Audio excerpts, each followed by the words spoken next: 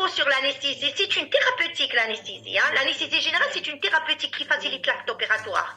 Et donc, elle va nous procurer un sommeil anesthésique pour faciliter, pour que le malade soit immobile et donc avec une amnésie post-opératoire. Donc le malade ne va pas se souvenir du geste opératoire, d'une myorelaxation et d'une suspension réversible de la sensibilité douloureuse. Il faut savoir, hein, je rentre directement dans le deuxième chapitre, il faut savoir qu'il y a des modifications circulatoires induites par notre anesthésie. Et donc ces modifications circulatoires, donc ils sont à la fois secondaires aux agents anesthésiques par action directe sur le cœur et les vaisseaux, ou indirecte, hein, par effet central sur l'hypothalamus, donc par le biais du système nerveux sympathique. Donc avant de rentrer vraiment dans la physiopathologie des modifications circulatoires, on doit reprendre une toute petite, des petites rappels sur l'interaction des effets anesthésiques sur le système cardiovasculaire. Et donc il faut bien rappeler que le cœur, la performance cardiaque, elle dépend de 4 facteurs. De la précharge qui est le remplissage du ventricule, de la post-charge qui est la résistance à l'éjection cardiaque, de l'inotropisme qui est la contractilité et du chronotropisme qui est la fréquence cardiaque.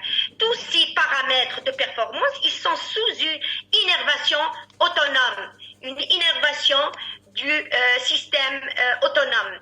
Par quel mécanisme? Par un mécanisme qu'on appelle le baroréflexe. C'est très important. Cette plaque, elle va nous résumer, pour comprendre bien ce qui se passe pendant l'anesthésie, il faut savoir que ce baroréflexe, il est déprimé, il est diminué par notre anesthésie. Et donc, ce baroréflexe, on doit savoir, comme rappel, il y a des afférences au niveau de la carotide, du sinus carotidien et du niveau de l'aorte, la crosse aortique. Il y a des afférences il y a des nerveuses qui sont le nerf de Hering par la carotide et le nerf de Sion par la crosse aortique, qui vont aller directement au niveau du bulbe. Ces afférences, une fois l'information elle est transmise au niveau du bulbe, il y a des afférences qui vont agir sur le cœur par le système nerveux autonome, soit par accélération, on va accélérer le cœur, on va vasoconstricter le cœur et donc les vaisseaux, et donc c'est par le système sympathique, ou freinateur par le système parasympathique. Et donc c'est grâce à ce baroréflexe d'action très rapide, hein, qui va donc corriger les modifications circulatoires. Mais c'est que sous anesthésie, il y a une dépression de ce baroréflexe. Parce que le système nerveux autonome est profondément modifié par cette anesthésie, parce qu'il y a un effet central de l'anesthésie, comme on a dit, il y a un effet direct et indirect. Donc cet effet central, donc par le biais du baroréflexe, donc il est diminué, donc on n'a pas la réponse comme on veut.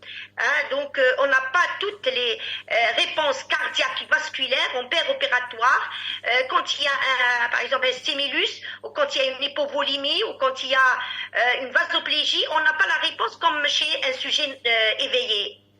Mais quand même, dans la minute d'après, on peut avoir quand même une réponse baroréflexe, même minime, mais ça va quand même agir sur le système nerveux autonome, et donc ça va augmenter un petit peu, par exemple, s'il y a une hypotension, ça va augmenter un petit peu la tonicité des vaisseaux, ça va tachycardiser un petit peu le cœur. Et il faut savoir que en plus de ce baroréflexe, et par le biais des barorécepteurs carotidiens et aortiques, on a les chémorécepteurs. Quand il y a une hypoxémie, quand il y a une hypercapnie, quand il y a un pH acide, il y a les chémorécepteurs qui vont réguler la même chose, qui vont réguler. Donc la régulation se fait par les barorécepteurs, par le biais du baroréflexe, et par les chémorécepteurs par tout ce qui est oxygénation. Voilà, donc comme rappel, il faut savoir que pendant l'induction, pendant toute l'anesthésie, c'est vrai, on a le baroréflexe qui est diminué, mais on a surtout, ce qui est vraiment important, de souligner pendant notre induction la baisse brutale et significative du tonus sympathique par l'effet des anesthésiques. C'est brutal et donc les agents anesthésiques ils vont diminuer l'inotropisme par modification de ce baroréflexe et donc on a les conditions de charge qui vont être modifiées et l'amplitude de ces modifications dépend bien sûr de notre stratégie d'induction, de retentissement des agents à l'induction, comment on a géré notre induction, et de la sensibilité du patient, du terrain. Quand le malade il est âgé, il est rigide, il est jeune, il est avec une compliance aortique vraiment au top, le malade il va avoir une réponse à ces modifications circulatoires par rapport au sujet âgé ou par rapport au sujet qui n'a pas qui a des comorbidités surtout cardiaques. On n'a pas la même réponse par rapport à un sujet ASA 1 comparant à un sujet ASA 3 ou 4. Même les autres pathologies, il n'y a pas que le cœur, parce que par exemple le diabète, il y a retentissement vasculaire, il y a retentissement cardiaque quand c'est un diabète avec perte de avec dysautonomie, quand c'est un diabète qui a duré pendant longtemps. Donc il faut savoir que en plus du baroréflexe, on a le système rénino-angiotensine par diminution du retour veineux quand il y a une hypovolémie relative ou une vraie hypovolémie, il y a le système rénino-angiotensine qui va être activé mais un petit peu en retard. Un petit peu en retard, on peut dire les 3 heures, les 2 heures. Quand c'est une longue intervention chirurgicale, on peut dire que en deuxième position, il y a le système rénino-angiotensine et quand l'hypovolémie traîne en opératoire, on a la deuxième régulation hormonale. Il faut savoir que le propofol, dans un quart des cas, on a une induction avec une hypotension. Avec juste le propofol, même si on gère bien notre induction avec un titrage de l'hypnotique, on a toujours des modifications circulatoires. Je donne quelques exemples. Le propofol, il a l'après et la post-charge qui est diminuée, trop diminuée. Mais l'inotropisme, il est gardé. Donc, si je gère doucement en titrant mon propofol, j'aurai moins d'effet sur la circulation sanguine. L'éthomidate, par contre, il n'a pas d'effet sur la précharge, il n'a pas d'effet sur la post-charge, il n'a pas d'effet sur l'inotropisme. C'est pour ça, quand il y a une instabilité hémodynamique, l'éthomidate il est préféré. Le thiopental, malgré qu'on ne l'utilise pas pratiquement, il a un effet sur toutes les performances, sur la précharge, sur la post-charge et sur l'énotropisme. Je donne un exemple sur le midazolam, les benzodiazépines comme le midazolam. On a un tout petit effet sur la précharge, post-charge, mais on n'a pas d'effet sur l'énotropisme. C'est pour dire que le choix de notre narcotique influence notre, conduite à tenir anesthésique, va influencer le retentissement circulatoire. Encore, il faut savoir qu'il n'y a pas que l'anesthésie. Les anomalies circulatoires, ils dépendent, j'ai dit tout à l'heure, par rapport à l'état du patient, par rapport à l'âge. Le malade, quand il est à âge avancé, il a une rigidité vasculaire. Donc la réponse à l'hypotension se fait un petit peu, même les mécanismes hormonaux et les mécanismes par rapport à l'âge, la perte de la réponse sympathique chez le sujet âgé va faire que le retentissement circulatoire va être mal pris en charge par rapport à comment gérer par rapport à la réponse du patient, par rapport à l'état du patient, les comorbidités, surtout le terrain cardiaque, la classification ASA et la médication préopératoire, les inhibiteurs de l'enzyme de conversion et les bêta-bloqueurs par exemple. Il faut faire attention chez les malades qui sont sous ces thérapeutiques de les gérer bien en opératoire. Il y a 2 travaux aux années 80 qui vont illustrer bien que le taux de décès est en rapport avec l'âge et en rapport avec la classification ASA. Donc le terrain influence notre conduite à tenir péropératoire.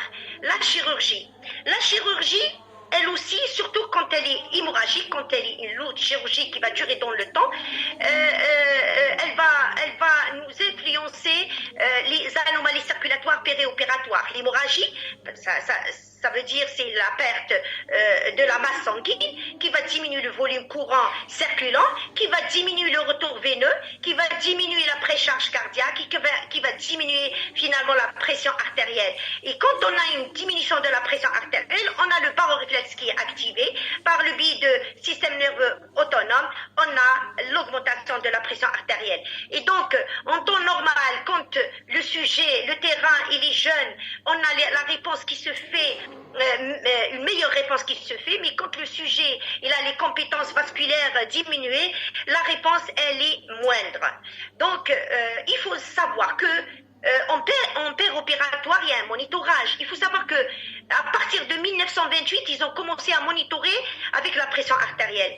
Mais comme j'ai dit dans l'introduction, c'est en 1994 qu'il y avait des recommandations européennes qui ont recommandé que le monitorage il doit être continu en opératoire. Parce qu'avant cette date, c'était le tensiomètre manuel.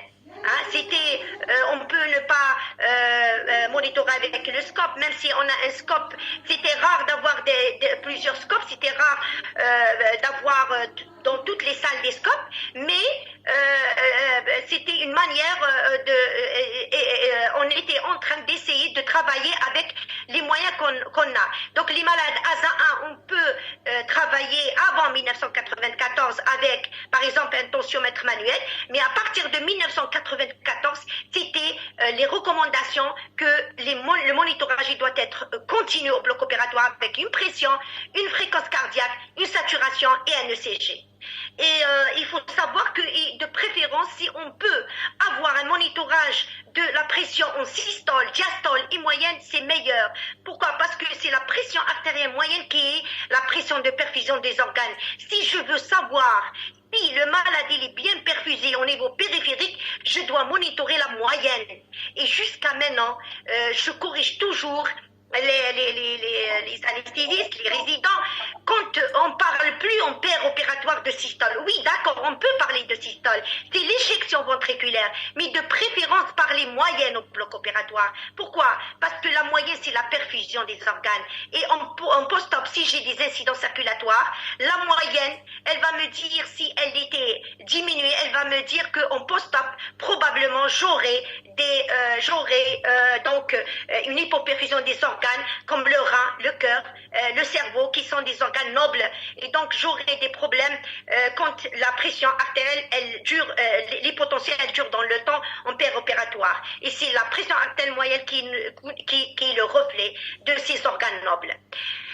Il faut savoir qu'à partir de 2013, il y a les scopes, monitorage du débit cardiaque. Il y a des scopes qui, à partir des recommandations, ils ont commencé à parler de monitorage de débit cardiaque par la technique d'analyse du contour de l'onde de pouls par l'utilisation des scopes calibrés ou non calibrés à partir de 2007. Les recommandations européennes et françaises, à partir de la SPA par exemple, c'était à partir de 2007. Il fallait avoir un scope avec calibration ou sans calibration, et de préférence avoir un scope avec calibration.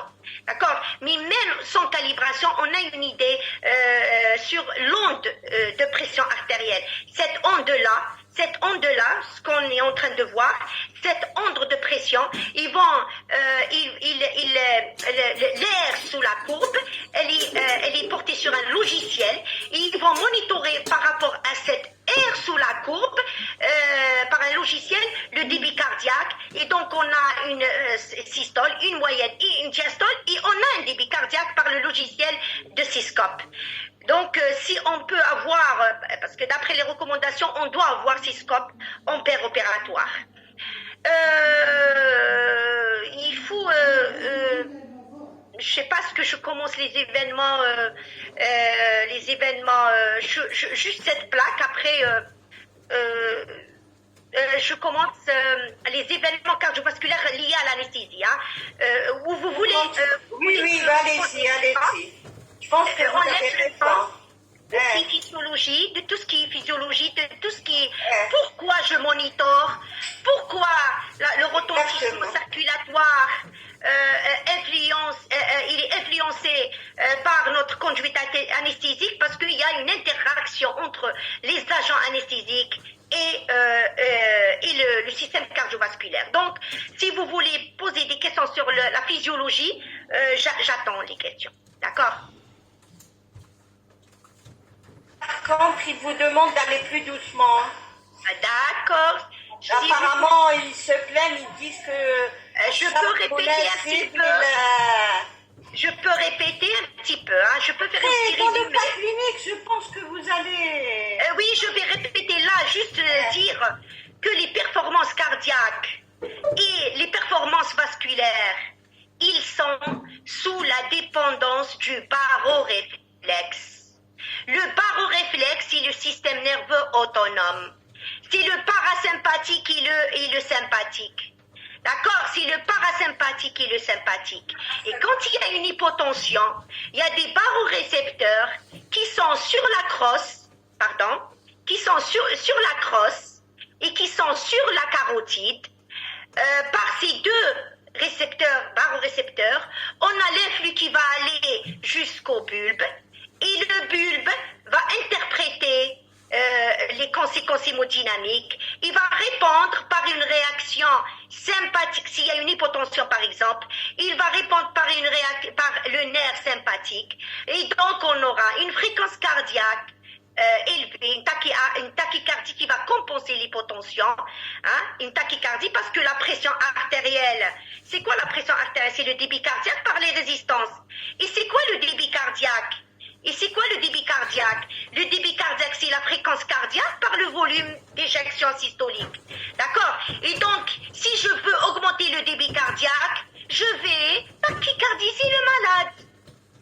Donc, le système sympathique, il va me tachycardiser le malade. Et donc, j'aurai un débit cardiaque augmenté.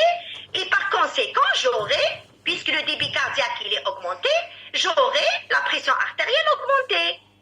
Donc, par rapport à la fréquence cardiaque, donc on a le sympathique. Et par rapport au volume d'éjection systolique, qui est la multiplication de la fréquence cardiaque pour le débit cardiaque, la fréquence par le volume, quand il y a une hypovolémie, hein, quand il y a une hémorragie par exemple, le volume d'éjection, c'est le volume qui rentre, moins le volume qui sort. Le volume d'éjection, c'est quoi? Le volume d'éjection du cœur, c'est le volume qui rentre, moins le volume qui sort. Ça veut dire c'est la précharge, moins la post-charge. Si le volume d'éjection il est diminué parce qu'il y a une hémorragie, hein, il y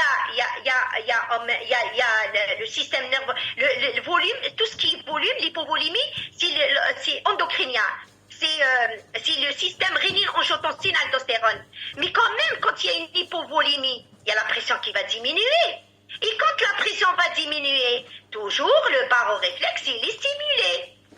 En parallèle avec le système hormonal qui va prendre un peu de temps par rapport au baroréflexe. Le baroréflexe, il ne prend pas de temps. Sur place, la minute près, les 2 minutes près, même sous anesthésie, hein, il est diminué, mais il y a une réponse. Et donc, si le baroréflexe, il va sentir les potentiels, et quand il sent les potentiels, il y a une réponse du bulbe par le sympathique. D'accord? Donc, voilà, si vous voulez des questions. Je pense qu'il va falloir arrêter ici. On peut désactiver votre micro. On va arrêter ici.